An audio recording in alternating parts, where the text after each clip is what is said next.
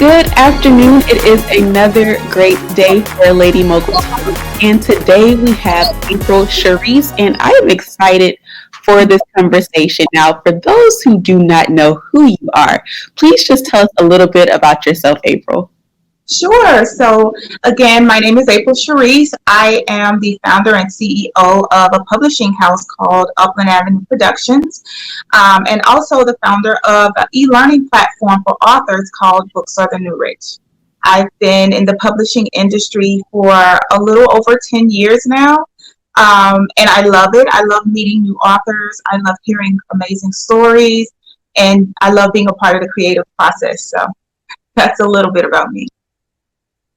And were you always passionate about publishing, or was it something that you fell into? I know many entrepreneurs, like, they know from the start their passion, or some people like me, well, I guess I knew my passion, but I just learned more about it as it went on.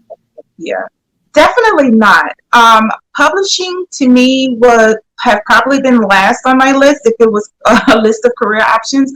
My passion was in marketing, which is what my background was in, and I was working with music artists in my hometown, just helping with their marketing and creating buzz around what they had going on. However, my dearest friend decided that she wanted to write a faith-based book where it would be like the Christian version of Avatar, and so she needed some help marketing her work, and she asked me if I wouldn't mind helping her, and I obliged, of course. And it was through that process that I really fell in love with it. I found out how creative it is, how hands-on it is, and also how many amazing people that you meet from all walks of life. So it was through working with a friend that I actually fell in love with the publishing industry. And I'm sure many of those skills translated from your first business to just publishing in general, because, well, of course, you have to definitely market yourself. You market your book, but it's not as easy as people think. And so what was that transition like? So the transition was, I found it a bit shocking because, again, I was learning initially, and I was like, okay, as I'm learning, I was inspired to write my own work. And it was after I worked on my own project and published it that I started meeting other people who had the same aspirations. And so it was very organic, me accepting new people to work with. And it was beyond marketing. It was really from beginning to end. And so as I learned and published new work, more authors heard about the company and was like, hey, I would love to work with you. And it has been growing like that pretty much from the beginning, word of mouth. That's amazing. And that's a testament. You've been in business, was it 10 years that I read that you've been in business? Yeah. I've been in the business for a little over 10 years, but I've been running my own publishing house for going on 9 years now. So. Wow, that's amazing. And there's always this cliche, if you make it to your 9 and 10 years and up in business, it is something that's pretty amazing. So congratulations on this milestone. Now, in your walk with publishing and helping your clients, what is the number one mistake that you see people make when it comes to self-publishing? And when do you think that they should transition to having someone do that for them? Yeah, I think early on, you really want to sit with someone who is skilled at either business development or strategic marketing. That is the number one mistake that I find that a lot of authors are making. They underestimate the amount of work it takes to, one, get a book noticed, but also to build engagement and sustain a following with your book. Whether you have multiple books or one, you're going to need a strategic outline of how you're going to market and promote your work so that you can stay relevant and so that you can of course, make sales. That's true. And have you noticed that people just tend to, okay, my book is done, now everybody will come, but they forget to market it like maybe in a year, or just continue to market that book? Right. I find that a lot. And I also find that people are kind of infatuated with the glorification of the process. Like, oh, I'm a published author. My book's going to be in all of these stores, and my friends and people I know can walk into any store and they'll see my name on a shelf. And that's not entirely true. It's a process, to make that happen, to get your work on the shelf. But of course, just getting up to the retail readiness is also a process, because people need to know about you as the writer, and they need to fall in love with your personality and your story, the backstory of the book. in order for them to buy. That's true. And I think that there is a book in everyone, but for those who think nobody's going to read my work, what would you say to them? Yeah, I would say, we have 1,000,001 different types of way to bake a cake, right? Everyone has a recipe out there. However, my recipe may not be to your liking or to your taste. However, there are a certain number of people who will like the way I have written my recipe and they will like the taste of it. So never let that discourage you. Always believe in yourself. Know that there's someone else. It may not be in your backyard, but there's someone else in this world who your story will resonate with, and they will take a liking to it. So write that book. Believe in it, just like you would believe in someone else's work. That's true. And you hear all the time of how people say, well, if Rihanna hadn't started her line and just listened to everybody else or seen everyone else who was doing makeup, we wouldn't have the multiple shades that she has. Right. And then you can always learn. It might be some of the same content, but it might be presented in a different way that resonates with people. So I love that you say, write that book anyway, because you just never know who it will touch. Right, exactly. Now, transitioning just a little bit here, what is one lesson that you've learned along your journey and that has just stuck with you along the way? I would say the most important lesson, I've heard it before I got into business, and it wasn't until after I've been in business that it really struck a chord with me, and that is the power of networking. As soon as you get in, I believe, into whatever industry it is that you're pursuing, you want to start to network and build relationships, build solid, genuine relationships with people. Never go into it thinking, well, I can only work with this person because I can get something out of the deal. But go into it with an open heart and an open mind, because the truth of the matter is you're a publisher today, but your end goal might be for you to pursue, I don't know, being a playwright. And you may meet someone along the way who can help you with that journey. That's very true. And for those who might not be as outgoing as you and I, or at least we might pretend that we are outgoing, we can push ourselves.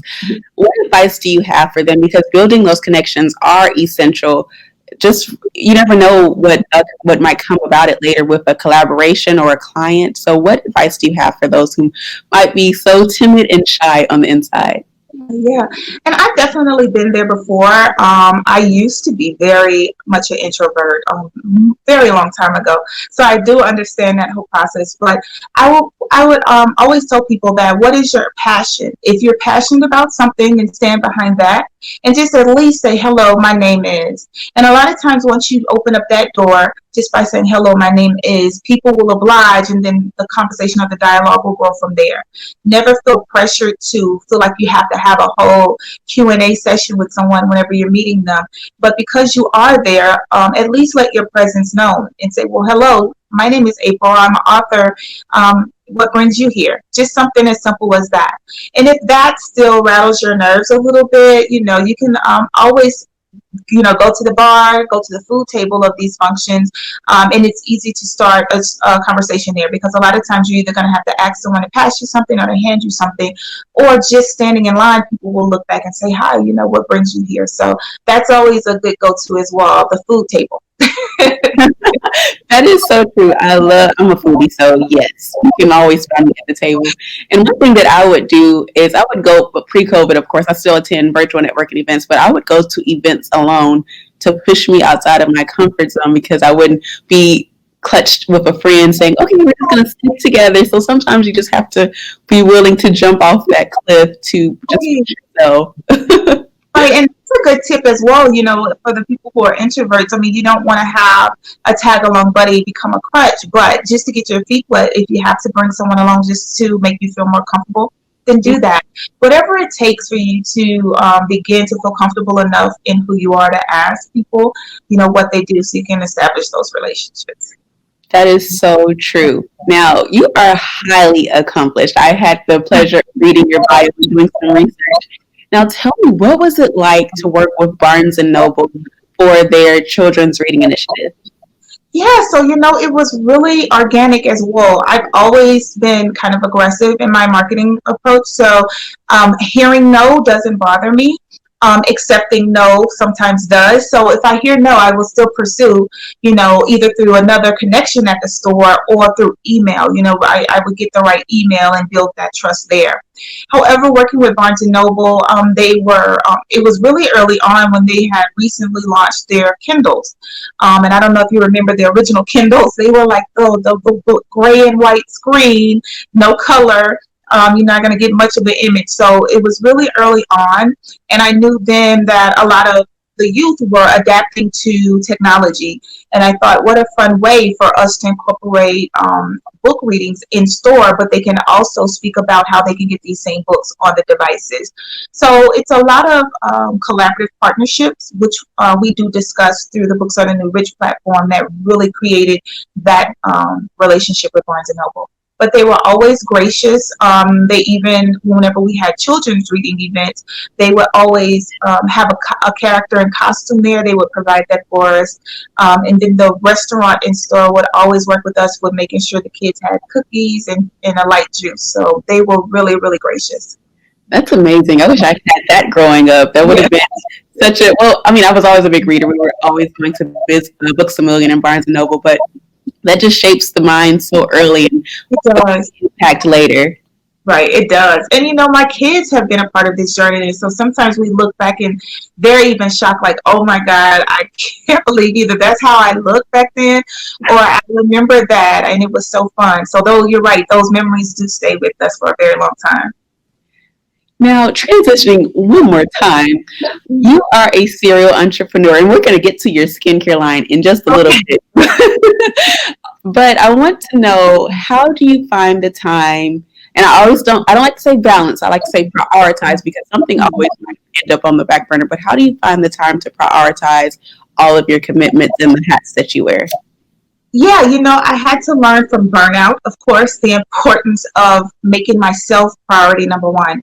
So self-care is always going to come above anything, even before family life, and sometimes responsibilities as a mother. So learning how you need to provide care for yourself so that you can stay active and you can stay healthy was one of the important lessons that I learned to prioritize.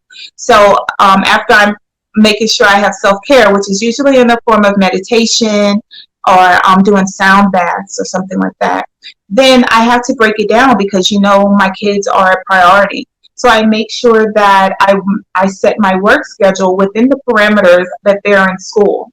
And so that's how I make it happen. And then, of course, as an entrepreneur, you don't have the luxury of cutting your or clocking out at 5 p.m.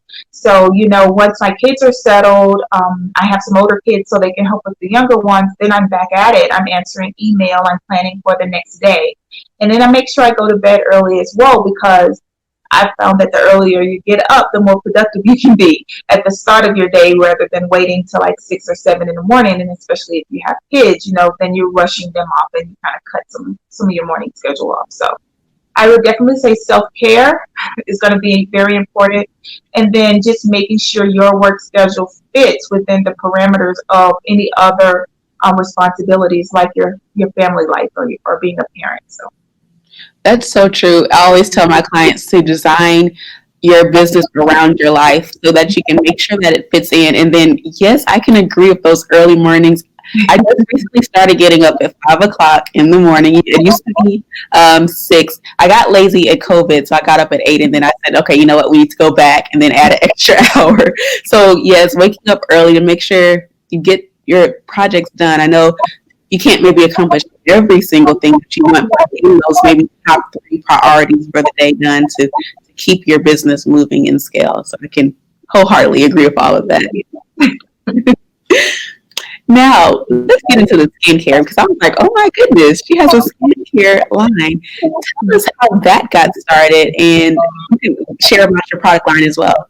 Yeah, so again, everything that I'm doing is really organic to my lifestyle. I moved from Louisiana, which I was born and raised in, to New Mexico, which is a desert climate. It's completely opposite to the weather back home in Louisiana. And because of it, my skin suffered. I started to have breakouts. And then, of course, having extremely dry skin, I was beginning to shed skin and things of that nature. And so I noticed it with my children as well. And we were constantly trying to find something that will keep us blemish free, where we wouldn't have hyperpigmentation in areas, and that we can stay hydrated because we're in such a drier climate. And it was through that process of trying to find things, I got really heavy into using essential oils or carrier oils. And that was really how the process started.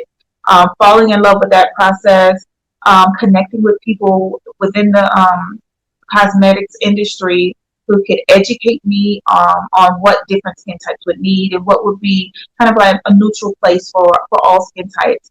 And yeah, so that was the process, me needing it personally and then saying, hey, you know what, I have a few friends here as well and I wonder if they would be interested. And me introducing it to them and they was like, I love it. So That's how great business starts. Because usually when we start our businesses, it's because we've been in that place and we want to help others. So that's amazing. I'm going to definitely check it out and you have to tell everyone about your skincare line. thank you. Now, I know you have something up your sleeves, I'm pretty sure. What is next for you? So we are really planning to ramp up how to get your book into film and how to get your work into streaming platforms. We have been nurturing some relationships with people in those arenas, and we're pretty much close to having that component ready so that authors who dream of having their book made into film or made for TV, they can know how to do it to save themselves a lot of time, to cut corners, and to make sure it's done professionally. So that's the next thing we're focusing on. Once we have COVID under control, we are planning to have a really big networking party for authors and clients that we use, but also some of the ones who can come to our event so that we can really form an in real life relationship with one another. And it doesn't have to be based around conferences and trade shows. So. Mm-hmm, that's true. Because even though I'm hosting a summit soon, I think I'm almost summited out. And we need something new. I need to catch up. Right. What were you about to say? I'm sorry. No, I was totally agreeing with you. I mean, I feel like we've been stuck in webinars or, looking at each other through Zoom calls, and it's been great to tide us over. But I'm like you, I am ready to really interact with people in real life again. Yes. Yeah, I think I am too. I'm like, at first, I haven't had cabin fever just yet, but I'm like, oh, there are certain things that I kind of do miss just about pre-COVID life. So we'll get there one day, I hope. Now, for those who would like to stay connected with you, how can they keep up with you? Yeah, so I made it very easy. I can be found at April Sheris on all social media platforms, as well as my companies. Upland Kids is also on social media platforms, and then Books for the New Rich as well.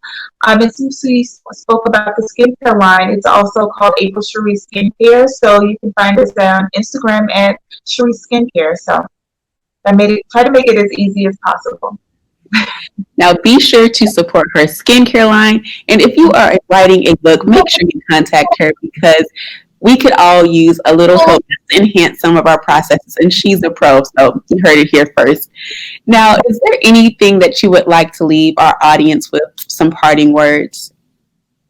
Yeah, definitely. Whatever journey you're on, whatever creative outlet it is, don't stop until you follow it completely through.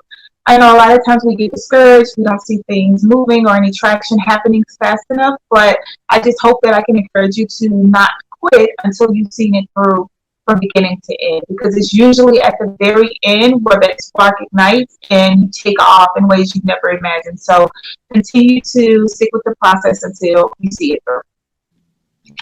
Very encouraging words and something that we should all take away from as we continue this challenging but rewarding entrepreneurial journey. So thank you so much for sitting down with us, April Sheris, for Lady Mogul Talk. And I hope you enjoyed this conversation as much as I did, audience. And I will see you in the next Lady Mogul Talk.